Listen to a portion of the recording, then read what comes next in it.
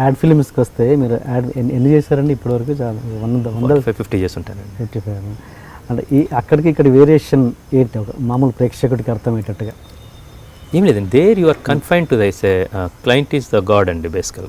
ఒక యాడ్ నేను dish TV ad అనుకుంటాను, షారుఖ్ గారితో పనిచేస్తున్నానండి.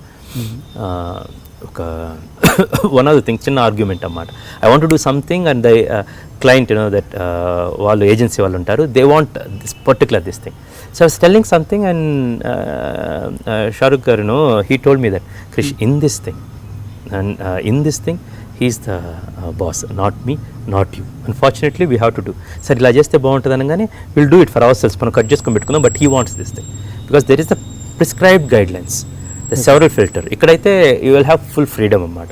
అది తప్పంటలేదు, అది అలాగే జరగాలి because he knows better that world. ఇతను what is the USP ని ఎలా అమ్మాలనుకుంటున్నాడని ఆయనకి I am being one of his instrument. Or the actor or ఆయన ఎండోర్స్ చేసి ఆయన he's the one of the instrument basically. వాళ్ళకి కావాల్సినట్టు తీయాలి, వాళ్ళు చేయాలి. ఇదేంటంటే ఇది సినిమాకి అనుకున్నట్టుగా how it is proceeding forward అనేది అన్నమాట. But being an ad film maker help me a lot in ఇప్పుడు కంచె అంత ఫాస్ట్గా చేయగలటానికి కానీ వి డిడ్ సమ్ 54-55 డేస్లో కానీ, ఈ సినిమా 79 రోజుల్లో చేయడానికి కానీ ఒక డిసిప్లిన్ అనేది యాడ్ ఫిల్మ్ మేకింగ్లో వచ్చింది. బికాజ్ ఎవ్రీ ఫిల్మ్కి చాలా హోంవర్క్ చేసి, కాస్ట్యూమ్స్ దగ్గర నుంచి, లుక్ అండ్ ఫీల్ దగ్గర నుంచి ప్రతిదీ హోంవర్క్ చేసి you have to do a thing called PPMs అని, presentation meeting with the client, you have to sit and చాలా ఒక వాట్ యు కాల్ ఒక సిస్టమ్ అలవాటైంది. Then all my team they worked on many of my ads అన్నమాట. ఈ system అలవాటు చేసుకున్నా ఇది ప్రతి సీన్ నేను చాలా సీన్స్ని కొన్ని యాడ్స్ లాగా ట్రీట్ చేస్తాను. సో ఈ యుద్ధం ఉంది, ఇదంతా ఒక యాడ్ అనుకుంటే వెళ్తే ఒక 7 రోజులు ఇది చేస్తున్నాను, this is an ad film for us. So the way I think, the way I approach some of my key scenes is a exciting thing. ఒక మంచి యాడ్ ఫిల్మ్ తీయడం కష్టమా, ఒక మంచి సినిమా తీయడం అంటే లెంత్ వైజ్ పక్కన పెట్టేస్తే entire different things. It's as good as your writing.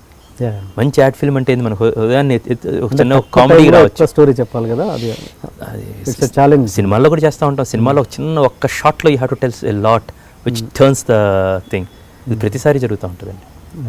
There is no big difference in that. The way you approach the style of making will be different, that's it. ఒక cinema తీసాక hit of flop అన్నది తెలిసిపోతుంది. ఒక add పరంగా, quality పరంగా అది hit of flop అనేది ఎలా తెలుస్తుంది? The client మొహమ్మే చెప్పేస్తారు, they will reject it if it's not nice. ఎలా దానికి ప్రమాణం ఏంటని? They will send it to that several channels. వాళ్ళకి మార్కెటింగ్ స్ట్రాటజీ ఉంటుందండి. యాడ్ అవ్వగానే మోస్ట్ కేసెస్ లైక్ మన సెఫాలజీ లాగా ఇది కూడా ప్రత్యేకం. ఒక యాడ్ చేసినప్పుడే స్టోరీ బోర్డ్ తీసుకెళ్ళి they will do several testings అండి. వాళ్ళ డెమోగ్రాఫిక్స్ ఏంటి, ఏ ఏజ్ వాళ్ళకి ఇది టార్గెట్ చేస్తున్నాము, ఏ జెండర్ కోసం ఇది వర్కౌట్ చేస్తున్నాం, పిల్లల కోసం అనేది they will do storyboard దగ్గర నుంచి యాడ్ దాకా.